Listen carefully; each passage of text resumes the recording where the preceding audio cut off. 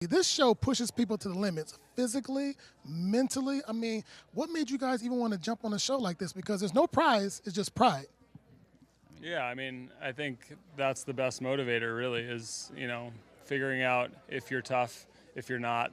Being able to be around other people and see them overcome stuff. For me, I've seen it throughout my athletic career, and it's impressive to see somebody who you think couldn't do something, and then they do it, and then it makes you wonder if maybe you're in that same boat where you feel like you couldn't do something, and then you're able to overcome it. I mean, overcoming obstacles is sort of what life is about for me, and this is a condensed, compressed, hyper-intense version of that, and it was appealing to me. I mean, I don't like suffering any more than the next person, but when you know it's only going to go on for a week, it's kind of like gives you, all right, am I tough enough? And I think we all have enormous respect for the military and what those guys go through, and the fact is we didn't even dip our toe in the water of what those guys do. So, in that sense, I think while it was hard for us, I think we realized that we were probably capable of even a lot more than we did there.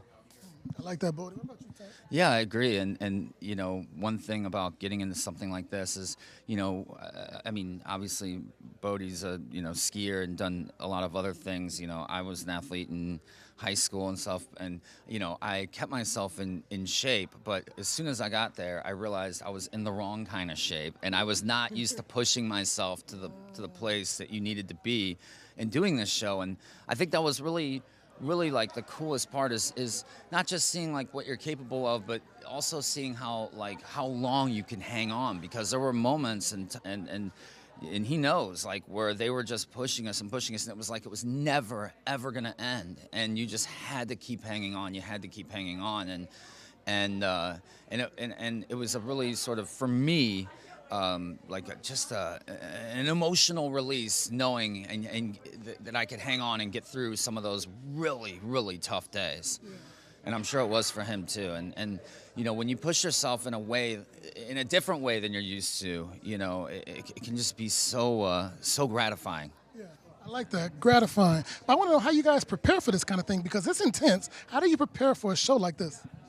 Yeah, I mean, they gave us like a template, but and I'd lost my father-in-law the day before I flew down to New Zealand. And he was a Army Ranger. So he and I I'd been married for 10 years. So I knew him really well and knew all the stories. And when he knew I was doing this, he said, he had ALS, so he couldn't really talk at that point, but he typed out hands. He said, like, make sure, climb ropes, do stuff with your hands. And that was, in hindsight, one of the things that I would have definitely prepared differently. Physically, I think it didn't really matter. You needed some basic physical requisite strength and skill and stuff, but everybody was pushing themselves to their ability. It wasn't a matter of like beating the guy next to you. Yeah, they just wanted bench press more or whatever. It's like, it really is like your own a competition against yourself. They wanted to see people find 100% and then go past that, regardless of what that was. So your conditioning wasn't really the most important part, but our hands, being that none of us are military guys, and anytime, if you've ever shaken the hand of a SEAL or somebody like that, you can tell it's strong, and it's like a lumberjack or something. And our hands were not that. And that was the one thing, we got chewed up. I mean, our hands we had blood and blisters all over everything. And at least you went after it, though. I mean, what I expect that you guys went after it. And I know you got vulnerable. Did you expect to have those tears come out? You mentioned about your daughter in the show, which was like, that got me going. I'm not even a cry. Did you expect to get that vulnerable on the show?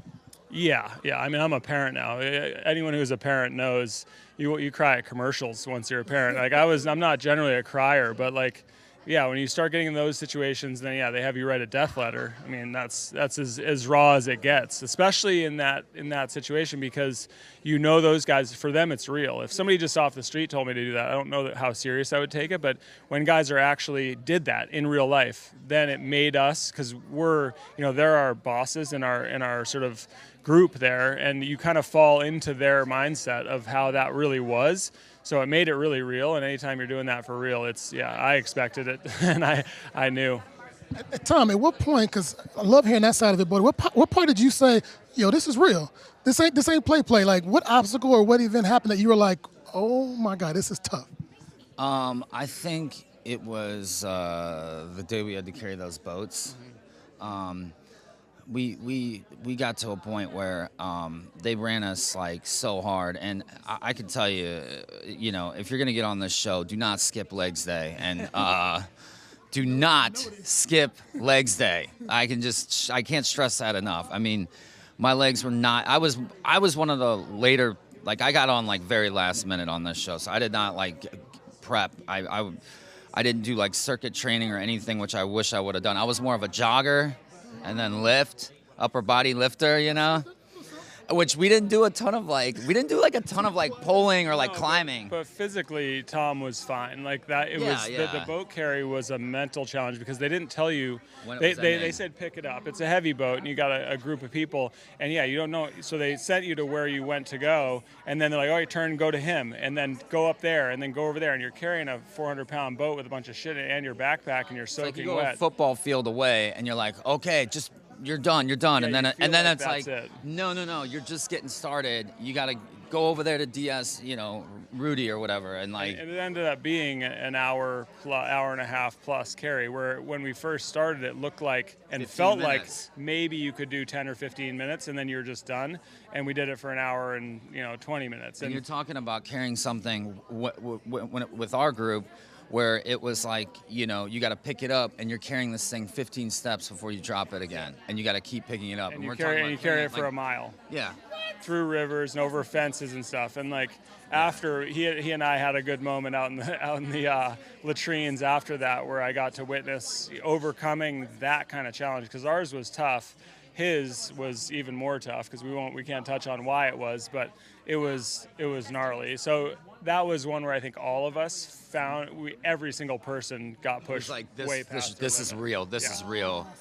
And then the pain came. And then they started to really bring the pain. Yeah. We called them bee stings. Yeah. See, I wanted to see the handout. I didn't get a chance to see the handout, so I just saw the trailer. I'm basing everything on the trailer. And you had said in the trailer, like, you know what? I want to take a beat down. Did you get the beat down that you wanted to get on the show, man? Definitely got the beat down that I was asking for, and then some. I got They added some extra on that one for sure. What do you guys get from this show, from this experience? I mean, definitely more props to the military, but you personally, what did you get from it? What do you hope America sees more and learns more about you? Yeah, for me, I mean, honestly, I didn't know, and I still don't really. I'm not sure. I wanted to make sure that I took the opportunity to try to overcome stuff, and I knew they would push. I'm not easy to push because I did pretty hard work, and I'm used to it, and I'm not afraid of challenges, but I wanted to demonstrate it, I think, on TV in a way where I have 5 boys and 3 girls, so I wanted them to see what that resilience and, kind of fortitude means and what it looks like in real life. And so for them to see it, they don't see me struggle like that, and they're going to see it now. And as a parent, I think it was really important for me to put myself in that situation. And I think for them to understand that it wasn't comfortable, it wasn't easy, and yet I went into it eyes open and did my best and got my ass kicked. I bet you killed it. What about you? What do you hope people learn about you watching the show, and what did you learn about yourself? Well, I think that people will definitely see a very different side of me, very different from Vanderpump Rules. Obviously, this was a totally different scenario. But for me, like, one thing that really stuck out to me that I didn't expect to really learn or get out of this is all the stories, like his stories, Brian Austin Green's stories, JoJo. Like, everybody has their own struggles and their own things and demons and things that they deal with in life. And it was very inspiring to see, like, how Bode and other people have gotten through some of their hardships in life, and it puts things in perspective for the things that I've been dealing with in my life. And I found like a sense of camaraderie and also comfort in that. It was such a raw environment that you do get to know somebody. I would say we know each other pretty well, even after just that amount of time, because the stress profile is so high and everything's so raw. There's no posturing there. There was no primping. There was no. You were right down to raw. Whoever you were was showing up when it came time for the test. Yeah. And I'm gonna let you guys go right here with this one. You had said that your family definitely a motivating factor. You had the picture of Rachel. Did that help you kind of push through these things? Yeah, at the time, I mean, just thinking about my family, I mean, they're like, they definitely were expecting me to go far in this. And I remember just, not not wanting to let people down, and that can really sort of be a big motivator, you know.